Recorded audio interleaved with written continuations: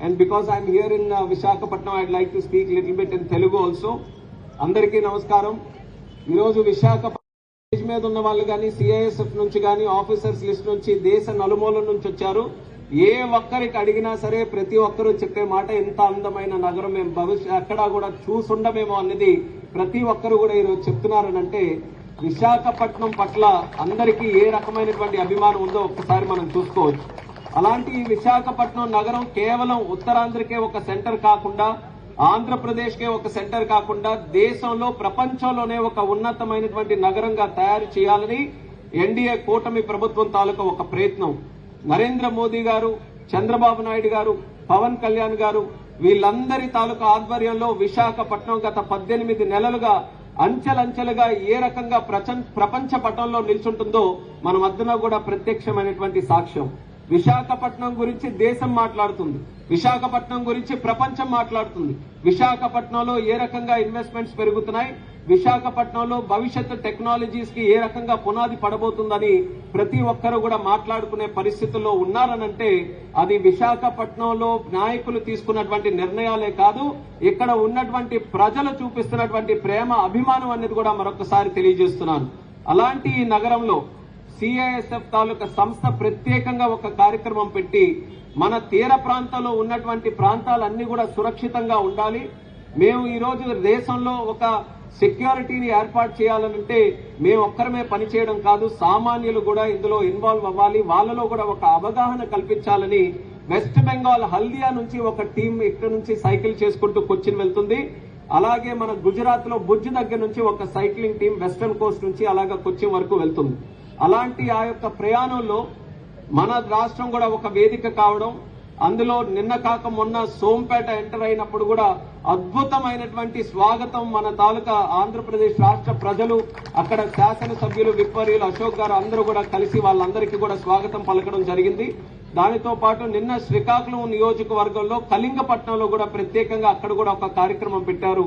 అద్భుతంగా మేము అబ్జర్వ్ చేసింది, నేను చాలా గర్వంగా ఫీల్ అయ్యాను. ఎందుకనంటే ఈ యొక్క యాత్రలో 2 లొకేషన్స్ నా శ్రీకాకుళం నియోజకవర్గంలో రావడం నాకు ఎంతో ఆనందం అనిపించింది.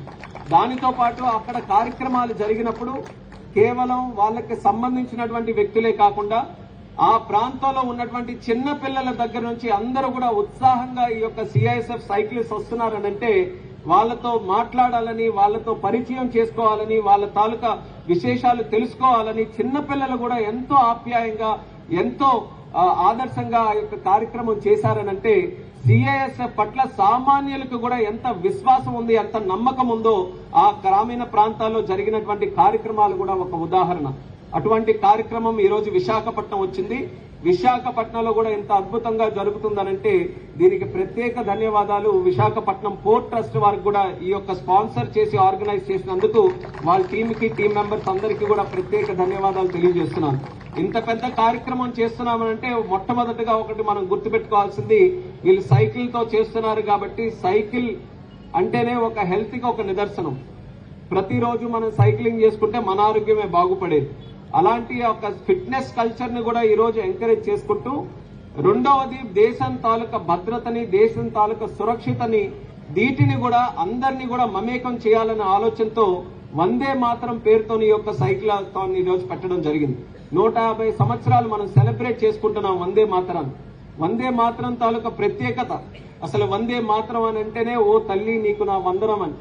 దేశాన్ని మన తల్లితో సమానంగా చూసుకొని ఆ తల్లికి నిరంతరం వందనమిస్తూ, ఆ తల్లి కోసం నేను ఎంతటి త్యాగానికైనా, ఎలాంటి కార్యక్రమానికైనా వెనకాడకుండా సిద్ధంగా ఉంటానని ప్రతి పౌరుడు కూడా గర్వంగా పాడేటటువంటి పాట వందే మాతరం అనేది మరొకసారి తెలియజేసుకుంటున్నాను. అటువంటి వందే మాతరం అనే స్పిరిట్ తో ఈ యొక్క సైక్లథాన్ని ముందుకు నడిపించడానంటే నాకు ఒక విషయం గుర్తొస్తుంది.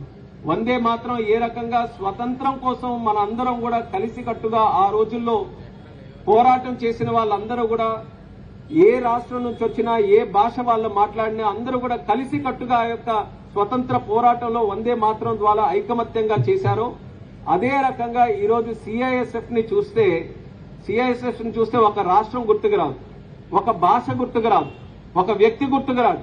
సిఐఎస్ఎఫ్ ని చూస్తే స్వయంగా మనకు భారతదేశం తాలూకా సురక్షిత మనం గుర్తుకొస్తుందనంటే వందే మాత్రం తాలూకా ట్రూ స్పిరిట్ ని, ఈరోజు సిఐఎస్ఎఫ్ మనందరికీ కూడా చూపిస్తుంది. అందుకనే ఇంత అద్భుతంగా ఈ యొక్క కార్యక్రమాలు అందరూ కూడా ఆశీర్వాదంతో ముందుకు నడుస్తుంది. ఇలాంటి కార్యక్రమాల్లో ప్రతి ఒక్కరు కూడా ఇందులో ముఖ్యమైనటువంటి ఉద్దేశం ఏంటంటే దేశం సురక్షితంగా ఉండాలనంటే కేవలం కాకి డ్రెస్ వేసుకున్న వాళ్ళు, యూనిఫామ్ వేసుకున్న వాళ్ళు వాళ్ళందరూ పనిచేస్తేనే కాదు, ప్రతి ఒక్కరికి ఒక బాధ్యత ఉంటుంది. మనం కూడా సమాజంలో ఉన్నప్పుడు మనం కూడా అలర్ట్ గా ఉండాలి. మనం అలర్ట్ గా ఉండడంతో పాటు మన తాలూకా అవేర్నెస్ తోని రిపోర్టింగ్ సరిగ్గా మనం చేస్తూ ఉండాలి. మన చుట్టుపక్కల ఉన్నటువంటి ఒక వ్యవస్థ మీద అవగాహన మనం పెట్టుకోవాలి. అవన్నీ కూడా సక్రమంగా ఒక పౌరుడిగా మన బాధ్యత మనం నిలబెట్టగలిగితే మన భారతదేశాన్ని తిరుగులేనటువంటి ఒక దేశంగా భవిష్యత్తులో తయారవుతుంది.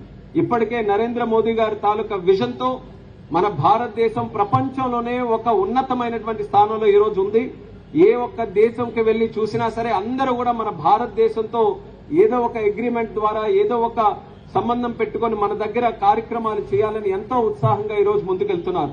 అటువంటి సందర్భంలో మనం దేశంలో శాంతి భద్రతలు, సురక్షిత దీని మీద ప్రత్యేకమైనటువంటి అవగాహన మనం అందరం కల్పించుకొని ఉండాలి. రేపు ఇది చాలా ముఖ్యమైనటువంటి మ్యాటర్ గా ఉండబోతుంది.